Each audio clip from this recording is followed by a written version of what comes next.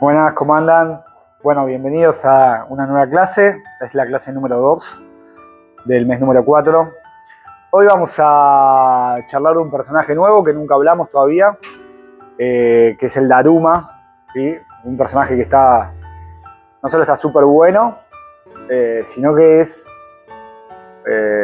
un personaje que en el Tatu se ve bastante, ¿sí? Y por lo menos a mí me ha pasado de que me lo pidan mucho. Su historia y su simbología gusta y rompe un poco el esquema del mundo oriental, como que al mundo occidental también se ve mucho y gusta su historia, así que nada, bueno, bienvenidos y vamos a charlar un poco de eso. El Daruma.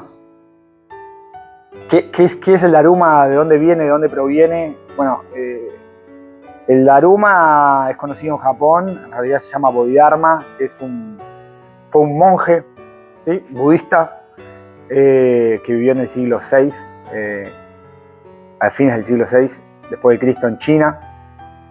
Se habla que es el que introdujo el budismo zen en China, o sea, es un Buda, porque logró la iluminación, ¿sí? Y bueno, y tiene algunas cuestiones especiales que lo hacen tan atractivo, ¿no?, al mundo occidental.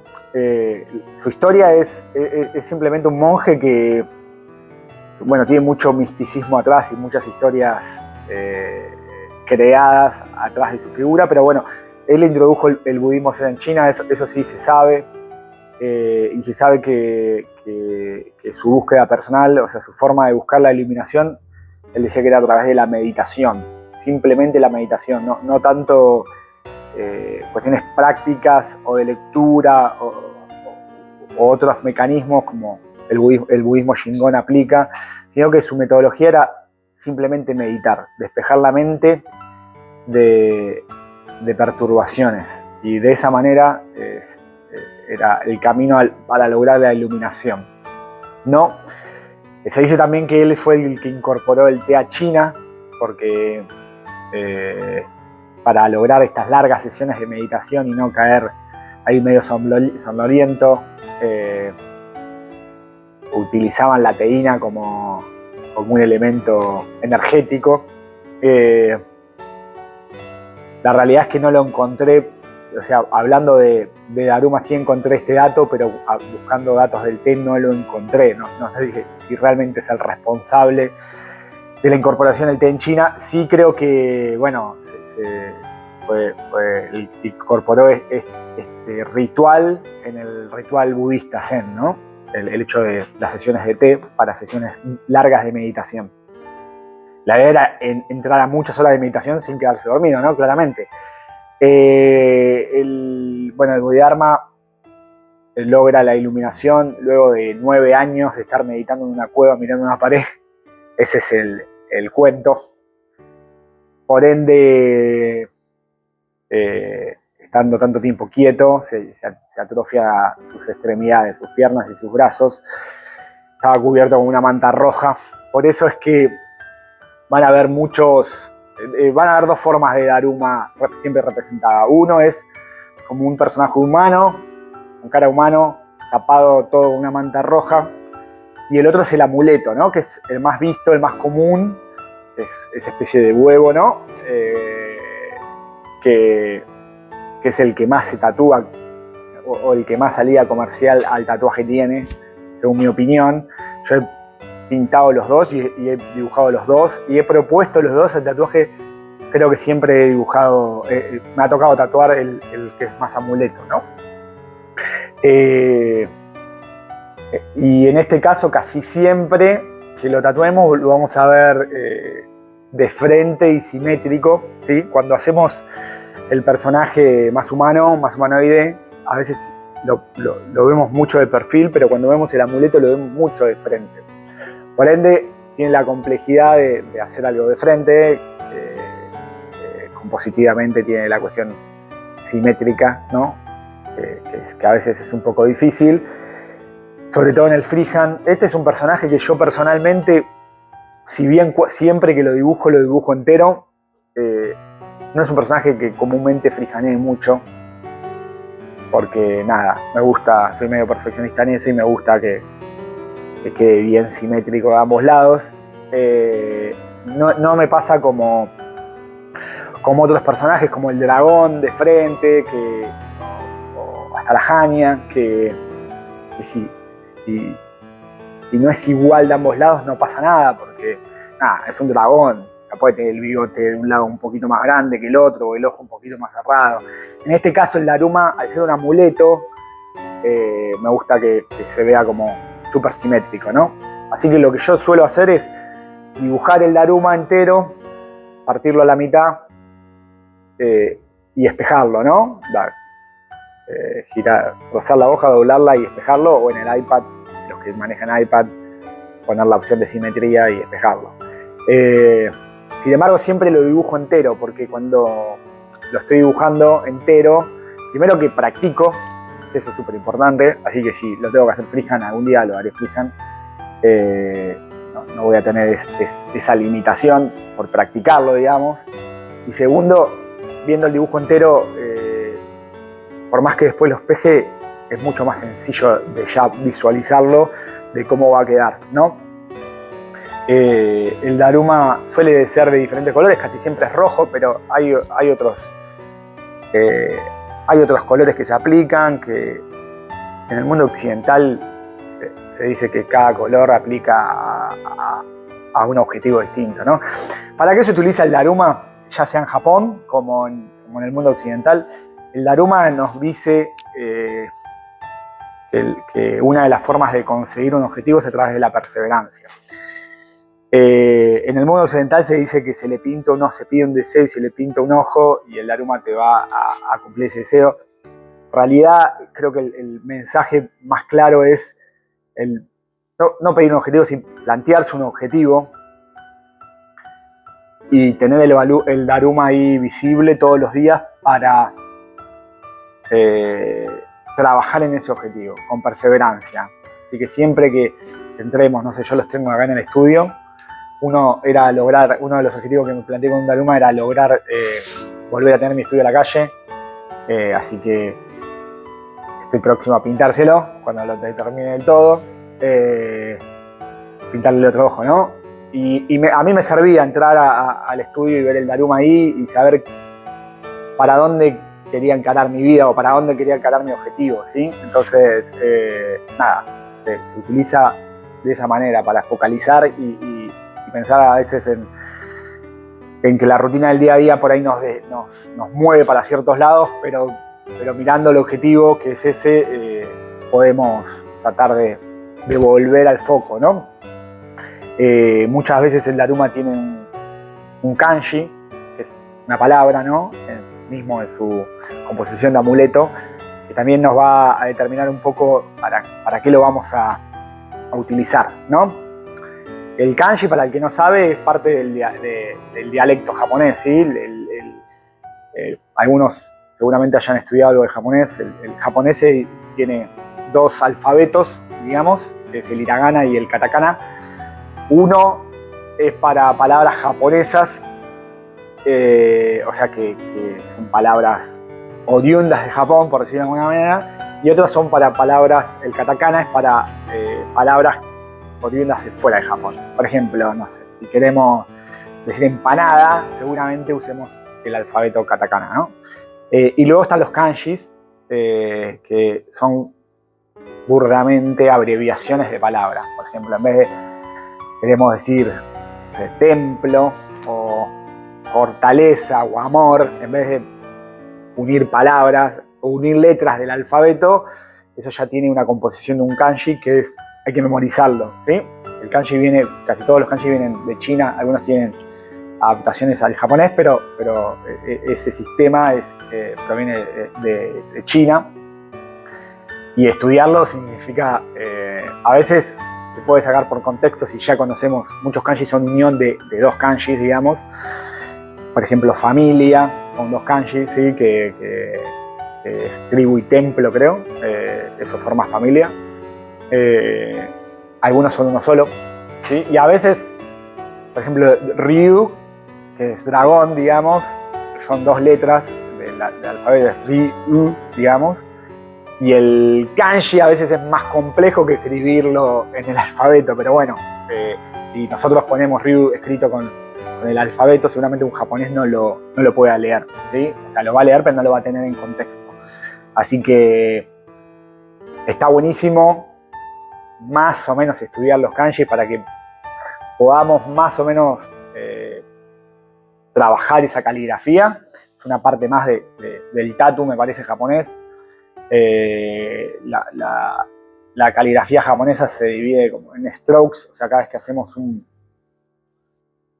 kanji tenemos que estudiar no solo cómo es, sino el orden en que se apoya el pincel y para qué lado va. Es otro tipo de arte también que se puede estudiar, pero también nos sirve para, por ejemplo, este caso, si vamos a poner un kanji en el Daruma, saber qué está diciendo ese kanji y saber cómo lograr dibujarlo, ¿no? Para que quede bien y que se lea. Hoy tenemos Google Lens y esas cosas que nos ayudan bastante para saber que si lo que estamos escribiendo tiene sentido, ¿no? Pero bueno, es un elemento más para estudiar. Bueno, basta de charlar, vamos a empezar a dibujar algunos Darumas. Mi objetivo es, como es un personaje no tan grande hoy, es hablar de Daruma, dibujarlo y después ponerlo en una composición y hablar de la composición y el fondo, ¿no? Para que charlemos un poquito de fondo de vuelta y de cómo armar una lámina, aunque sea pequeña, con este elemento que Daruma. Vamos a usar la excusa del Daruma para hablar un poco también de composición de fondo y cómo pensarlo, dónde poner cada cosa, ¿sí? Así que bueno, vamos a empezar a dibujar, o formas de dibujar Daruma, ¿sí? Bueno, vamos a comenzar. Voy a empezar con un color claro. Yo lo que suelo hacer para hacer un Daruma es lo siguiente. Esta es la forma que encontré, no es una ley, pero sí lo que noto es que yo siempre arranco con un círculo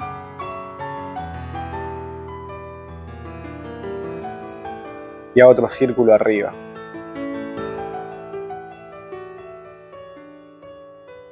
¿Sí? Y ahí determino el medio.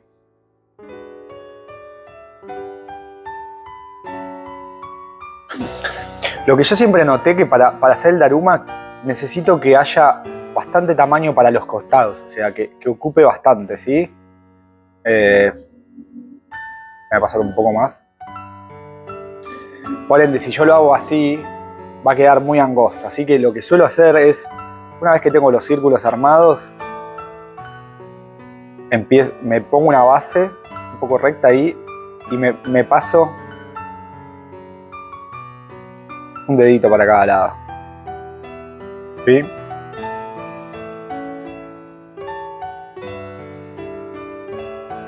Y continúo eso mismo hasta arriba. Y yo lo suelo hacer de esta forma ahí. Pueden marcar justo el lugar donde quieren que empiece a doblar.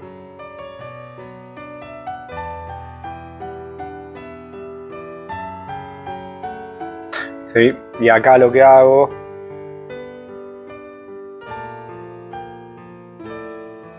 difícil, ¿no? Girar la hoja para dibujar, pero doy un redondelito así, ¿sí? Y ahí empiezo a marcar un poquito más fuerte lo que me va gustando.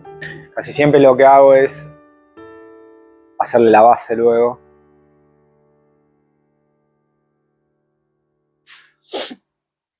Y una vez que más o menos tengo la forma general, me trazo una línea ahí que va medio por el segundo círculo, ¿sí?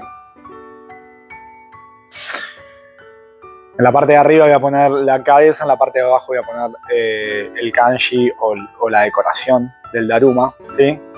Lo que suelo hacer es acompañar el movimiento que hice arriba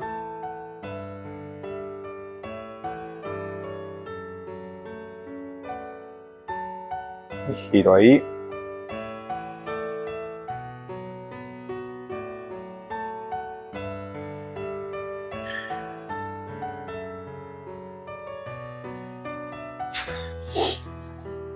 Luego hago un cuadrado más o menos, después vamos a ver qué kanji le ponemos, ¿sí? Y yo puedo poner, por ejemplo, unas figuras. No, perdón, voy a hacerlo así.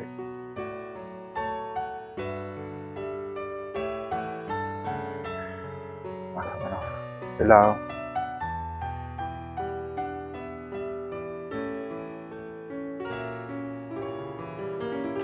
Bien, una vez que tengo eso, una de las cosas que suelo hacer es hacerme una pequeña cuadrícula.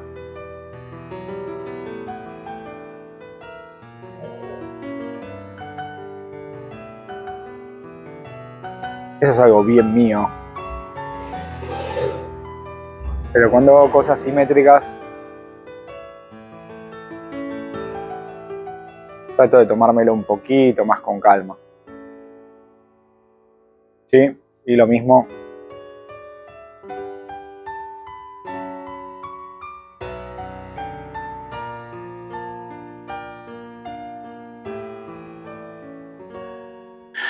Para abajo no me va a servir, pero ahí sí. Con esta cuadrícula lo que puedo hacer es intentar, por ejemplo esto, saber que el cuadrado del kanji va a llegar un poquito más al borde de la cuadrícula. Que luego, fíjense que este lo tiré muy allá comparado a este, así que este lo tengo que mover. Ahí veo que toca ahí un poquito, toca ahí. Este está en el último, por ejemplo. Ahí tengo. Y lo mismo para hacer la estructura de la cara, ¿no? Esto suele tener siempre una ceja principal.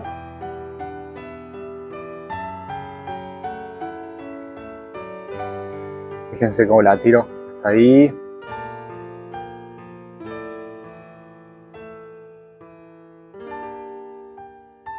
Van a buscar la que más le guste. Le voy a hacer el ojo. Lo voy a hacer ahí justo medio. Que caiga entre los cuatro. Le voy a dar la forma. Acá tengo este punto medio que lo que puedo hacer es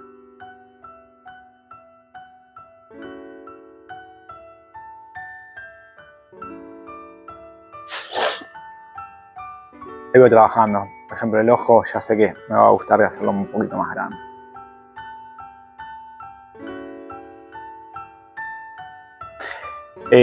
Recuerden que esto es el primer color. De acá vamos a trabajar un montón. La boca.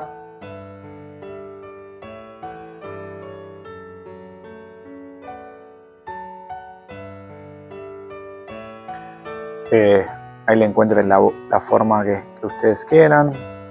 Lo hacen así, va a quedar un poquito como sonriendo. Y una forma.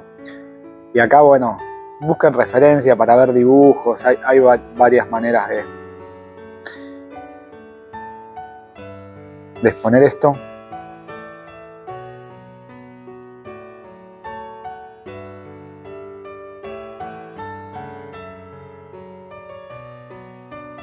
Sí. Voy a plantear un kanji.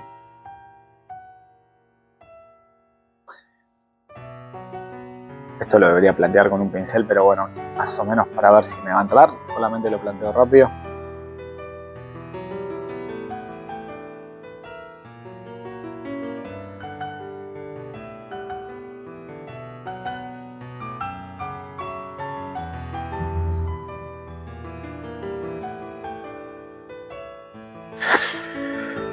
Bueno, esto más o menos va a ser la estructura. Si me va gustando, lo que puedo hacer es empezar a trabajarla, ¿sí?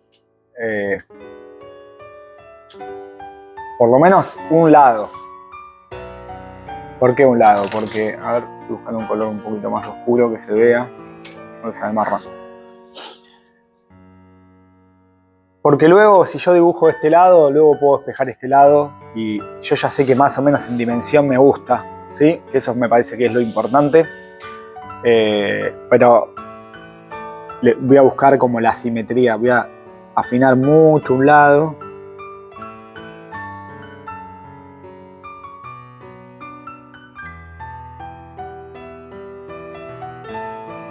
Quieren, pueden practicar.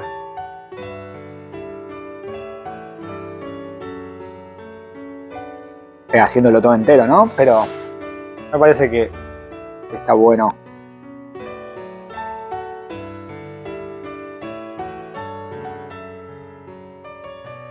Ya avanzar, ¿no? Con el dibujo. Por ahí.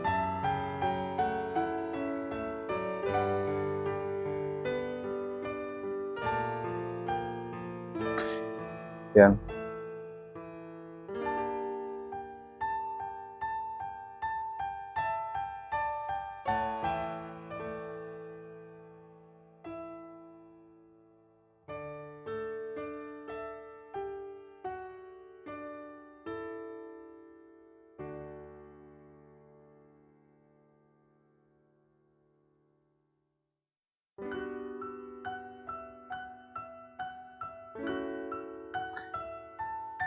Bueno.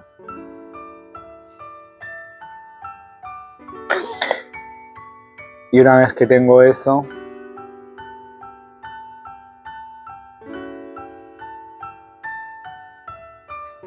lo que puedo hacer es doblarlo y por la mitad, claramente, ¿no? Esto no es ninguna magia. Y con un tableto de luz o con una ventana.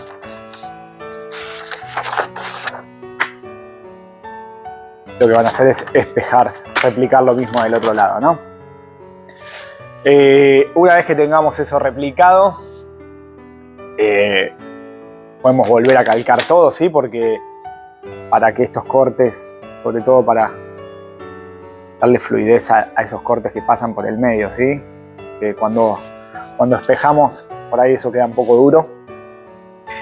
Bueno, y una vez que tenemos esto, vamos a pasar a aplicar esto a una composición, ¿sí? Lo que voy a hacer es calcar esto o dibujarlo un poquito de vuelta en una lámina. Y una vez que tengamos eso, vamos a empezar a hablar un poquito de la composición de esa lámina, ¿sí? Bueno, acá tengo... Ya calqué el Daruma en la lámina.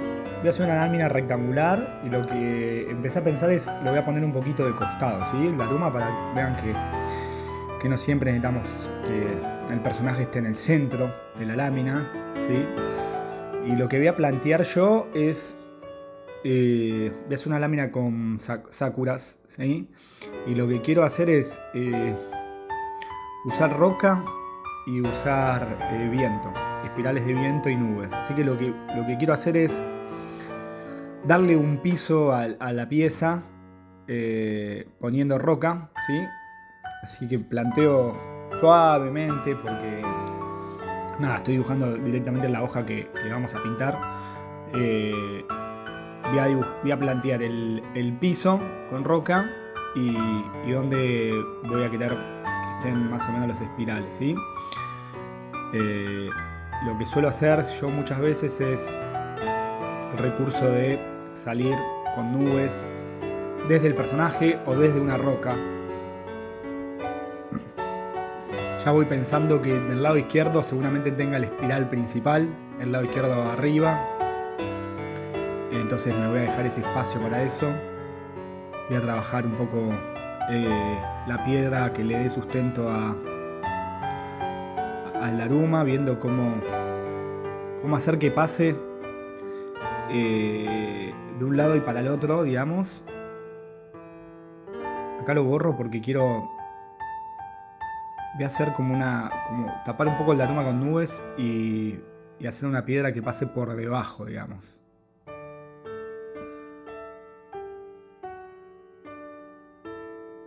¿Sí? Bien.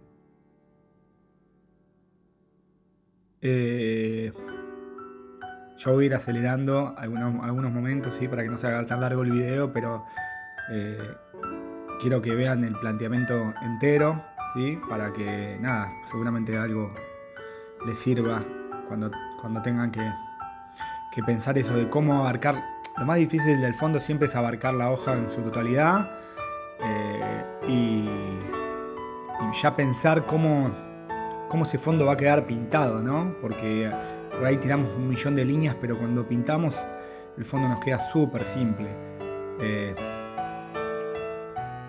Entonces tenemos que ir dibujando ya, visualizando la pintura. Hacer otra piedra por acá arriba y listo. Esto va a ser la piedra y el lugar de piedra. Después voy a dejar todo el resto ya para el aire, así que ya me empiezo a planear el primer espiral, que va a ser el espiral principal. Yo lo voy a hacer hoy un poco, ya por el formato de la hoja, que es rectangular y no va a ser tan grande. Me gusta la idea de hacer un espiral más apaisado, por decir, ¿sí? Más ovalado. Voy a hacer un espiral que tenga una línea de gris del lado izquierdo, y seguramente, si me entra, voy a hacer una espiral más simple del lado derecho. Ya en este caso tengo cintas, que eso va a ser el corte de la lámina. Es un recurso, también podemos usar, ¿cómo se llama? Podemos usar el corte natural del cierre, como vimos en las otras clases, del mikiri, ¿no? Si utilizamos cinta nos va a quedar prolijo, nos va a quedar el corte recto, pero bueno, no vamos a practicar ese mikiri que vimos, que también está muy bueno practicarlo, así que ahí, bueno, es elección personal de la lámina que estén planteando.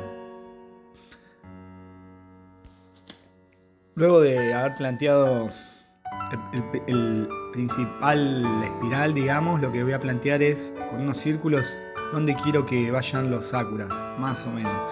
Siempre lo que hago es intentar no tapar el inicio del espiral, y lo que también intento es utilizar las nubes para que algunos sakuras estén por debajo de esas nubes. Acá utilizar el daruma también para que le pase por debajo, por ejemplo. Y lo que voy a hacer es que los sakuras estén más del lado izquierdo como protagonistas. Por ahí al lado derecho, que no tengo mucho espacio, voy a colocar solo algunas caídas de pétalos. Una vez que tengo eso más o menos planteado, sigo estirando la espiral, por ejemplo, o rellenando la lámina como me gustaría que vaya, ¿sí? Recuerden, cuando estamos haciendo viento tenemos el recurso del espiral, el recurso de las nubes. Las nubes pueden apuntar para cualquier lado, así que esto,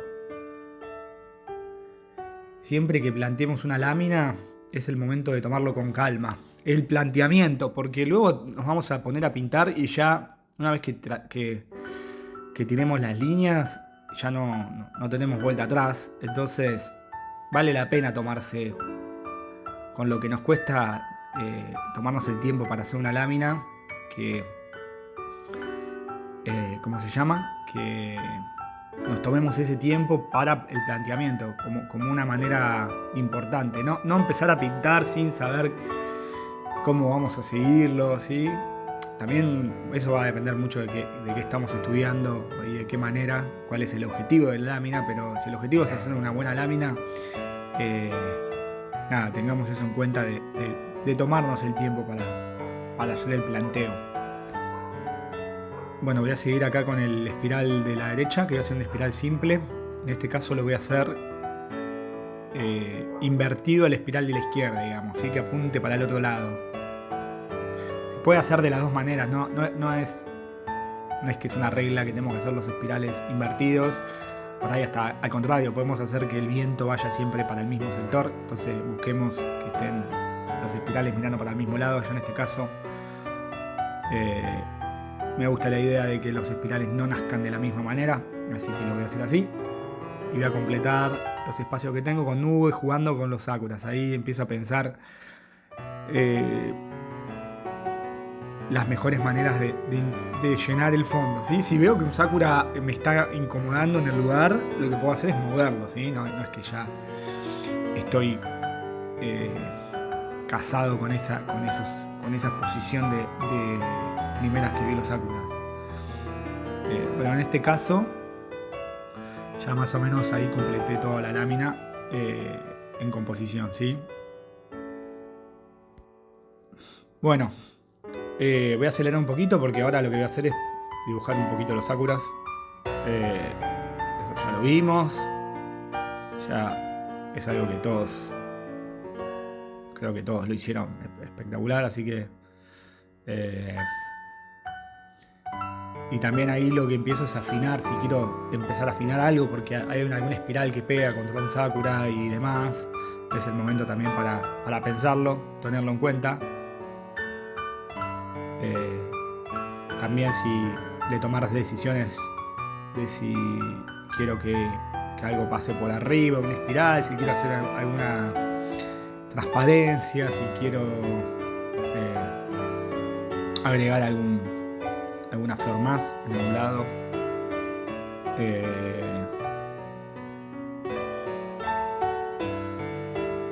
Luego, una vez que tengamos todo planteado, lo primero que voy a hacer es...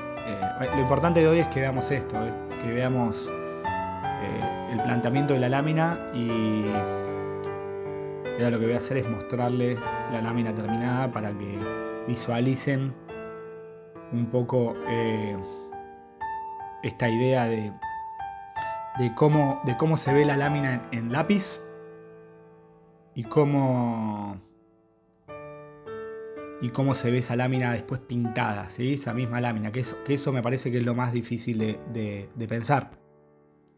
Por último, agrego algunas hojitas. Con las hojitas de sakura, lo que yo aprendí es que, no sé si se los dije en la clase pasada, que ante la duda pongan bastante porque quedan bien, ¿sí? Y dan color. Así que tampoco pongamos 2 hojitas. Si vamos a poner hojas, pétalos, perdón, no hojas, agreguemos con confianza. Aprovechemos cortar espirales, aprovechemos huecos de negro, aprovechemos lugares que no tengan tanto color, ¿sí? Para balancear color. Usémoslo como un recurso.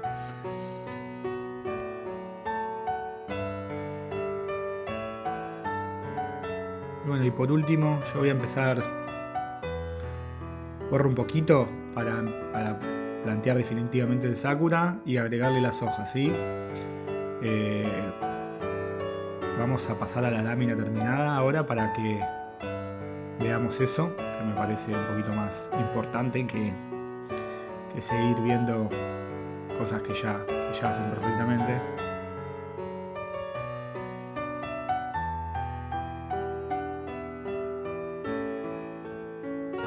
Bueno, acá tenemos terminado la lámina. Cuando yo termino la lámina, lo que me siento a hacer, que me parece una de las cosas más importantes, es analizar las cosas que me gustaron y las cosas que no me gustaron tanto. Yo pinté sobre una hoja Canson de 300 gramos, que eso me dificulta a veces el barrido y me deja algunas vetas en los grises.